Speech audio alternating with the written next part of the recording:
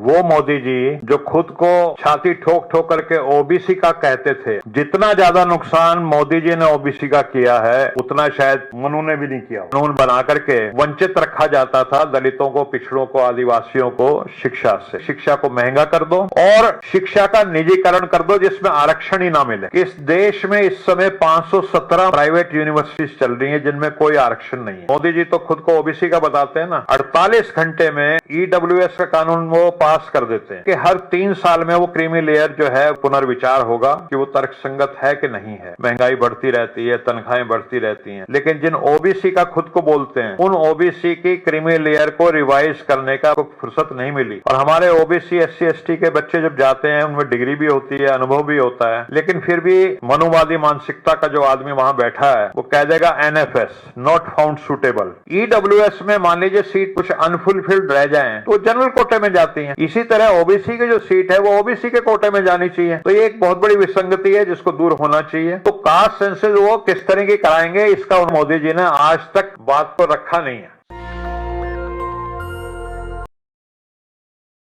कि माना कि तुमको अपनी तलवार की तेजी आजमानी है, हमारी गर्दनों पे होगा इसका इम्तिहान कब तक। यानी 11 साल बीत चुके हैं।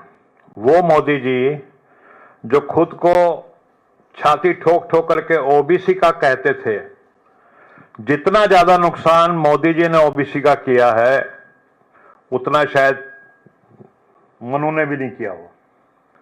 मेरा कहने का मतलब यह है कि कानून बना, हमारी यूपीए की सरकार ने बनाया, सरकारी क्षेत्र में लागू हो गया, प्राइवेट संस्था के जो लोग थे वो कोर्ट में चले गए। 2014 तक वो मामला सुप्रीम कोर्ट में अटका रहा।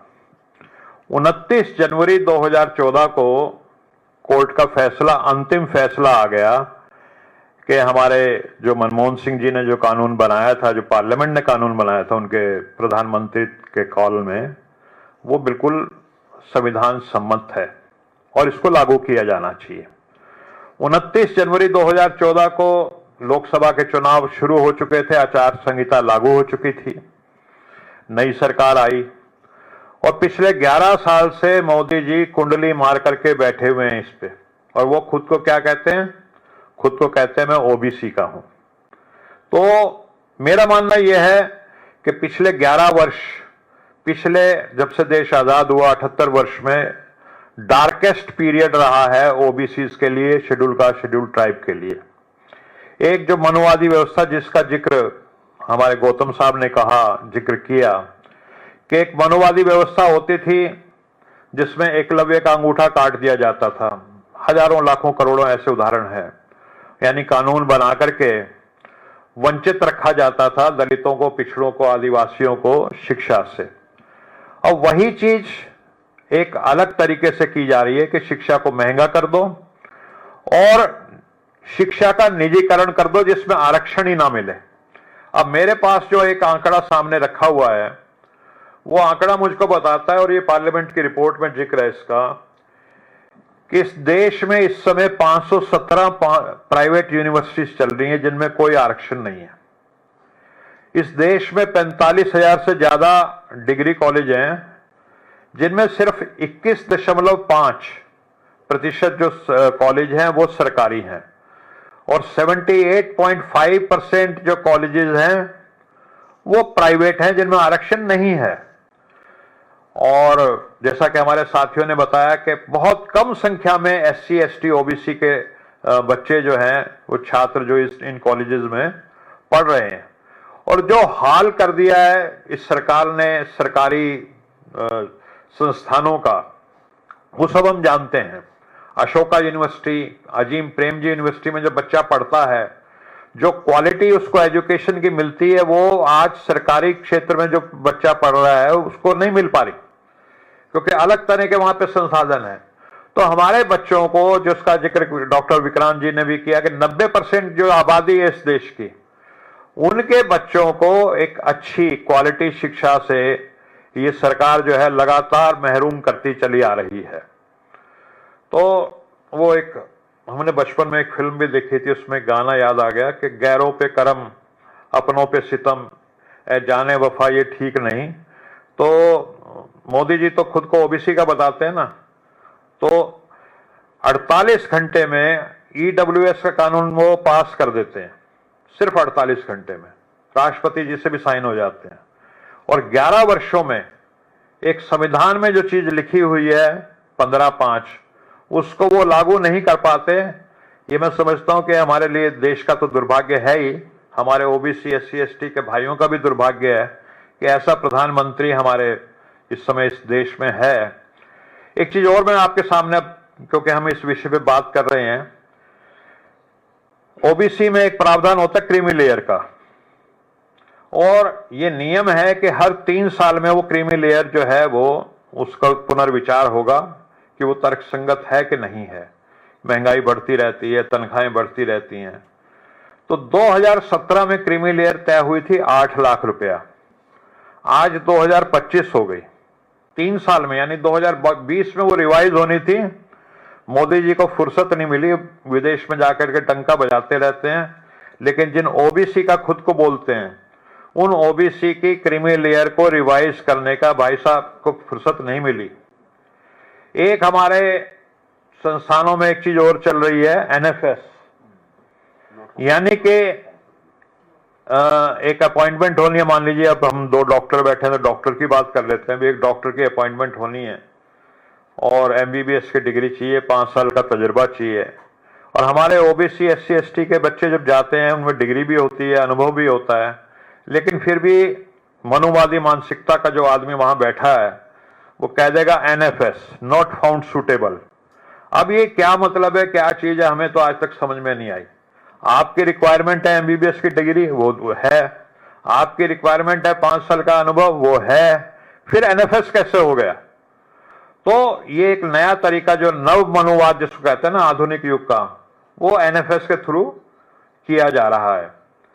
दूसरी चीज ये होती है कि ओबीसी का जो विशेष एक प्रॉब्लम है कि जो क्रीमी लेयर ओबीसी के बच्चे होते हैं वो तो क्वालिफाई करते हैं और अपने सीट्स ले पाते हैं, और जो नॉन क्रीमी लेयर के होते हैं वो कई बार फुलफिल नहीं कर पाते। कहीं पे 100 सीट है मान लीजिए, और क्योंकि नॉन क्रीमी लेयर के बच्चों को इन्होंने देना एडमिशन ओबीसी में, तो 50 फुलफिल हो गई, और जो 50 हैं वो फिर जनरल कोटे में डाल दी जाती हैं।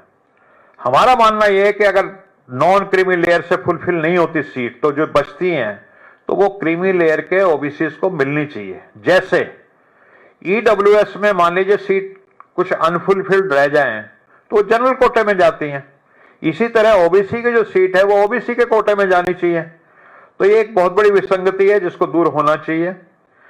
एक जो कास्ट सेंसस, अब राहुल जी जब कास्ट सेंसस की बात करते थे तो आपने देखा होगा, आप सबको याद है, वो तो विजुअल्स रिकॉर्ड में भी हैं कि जब राहुल जी ने ये प्रश्न उठाया लोकसभा में तो बीजेपी वाले और अनुराग ठाकुर जी लंगूर मतलब किस तरह से उछल उछल करके बात कर रहे थे, और राहुल जी को क्या क्या नहीं कहा उन्होंने।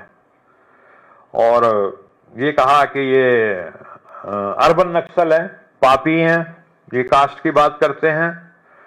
लेकिन वो कास्ट सेंसस की बात बाद में मोदी जी ने जब देखा कि जनता का प्रेशर है राहुल जी की बात के साथ तो मान ली, लेकिन वो होगी कब, तारीख नहीं बजा रहे। जो कास्ट सेंसस 2021 में होनी चाहिए थी, आज 2025 चल रहा है, उसकी उन्होंने मतलब कब शुरू करेंगे, क्या करेंगे, कितना टालेंगे, मेरे को समझ में नहीं आता। और दूसरा उसकी क्या रूपरेखा होगी। अब कास्ट सेंसस जो है वो अलग अलग तरह की होती है, उसमें रेनबो टाइप की चीज समझ लीजिए। एक तो यह कि आपने सिर्फ गिनती कर ली कि किस जाति के कितने लोग हैं, और एक आप जो उनकी सब डायमेंशंस जो होती हैं, जो सोशल डायमेंशन है, इकोनॉमिक डायमेंशन है, एजुकेशनल डायमेंशन है, एम्प्लॉयमेंट क्या है, पॉलिटिकल उनकी हिस्सेदारी क्या है, जो तेलंगाना में हुई जिसको सीप कास्ट सर्वे कहते हैं, SEEP कास्ट सर्वे। तो एक सिर्फ अगर जातियों की जनगणना कर दी जाए तो वो एक तरह से समझ लीजिए कि हमारे गौतम साहब की हमने फोटो खींच ली। और जिस तरह का तेलंगाना में कास्ट सर्वे हुआ है, अगर वो हो तो समझो इनका हमने MRI कर दिया, यानी अंदर की क्या दिक्कत है वो पकड़ ली। तो कास्ट सेंसस वो किस तरह की कराएंगे, इसका उन्होंने मोदी जी ने आज तक बात को रखा नहीं है। एक और जो है, जो तेलंगाना में हमारे जो कास्ट सेंसस के जो आंकड़े आए हैं उसके आधार पर 42% ओबीसी के आरक्षण की बात हुई है। और लगातार हमारे जो तेलंगाना के और हम सब साथियों ने जंतर मंतर पे धरना भी दिया था, केंद्र सरकार के पास मामला है कि उसको जो संविधान का जो 9वीं अधिसूचना होती है, 9th शेड्यूल होता है, उसमें डाला जाए ताकि वो जुडिशियल रिव्यू से बचा रहे। तो अपने आप को ओबीसी का, एससी एसटी का खैर खा बताने वाले मोदी जी ने अभी तक बिहार से भी ऐसे ही आई हुई है, और बिहार से जो मांग आई हुई है उसमें तो इनके पार्टी के लोगों ने भी शामिल हैं, बीजेपी ने भी मांग कर रखी है, लेकिन वो आज तक मोदी जी ने उसको भी लागू नहीं किया। और दुख के साथ कहना यह पड़ता है कि मंडल आयोग की 40 सिफारिशें थी, उसमें से सिर्फ 2 ही लागू हुई हैं अब तक, 38 अभी बकाया हैं। तो मैं अनुरोध करूंगा, मोदी जी छाती ठोक ठोक के खुद को ओबीसी का बोलते हैं, तो वो मंडल आयोग की जो बाकी 38 मांगे हैं जो बकाया हैं, तो उनको वो लागू करें। नेशनल दस्तक की आपसे गुजारिश है कि अगर इसको बचाना चाहते हैं तो नेशनल दस्तक को सब्सक्राइब करने के लिए रेड कलर के सब्सक्राइब बटन को दबाएं, फिर बेल आइकन की घंटी दबाएं।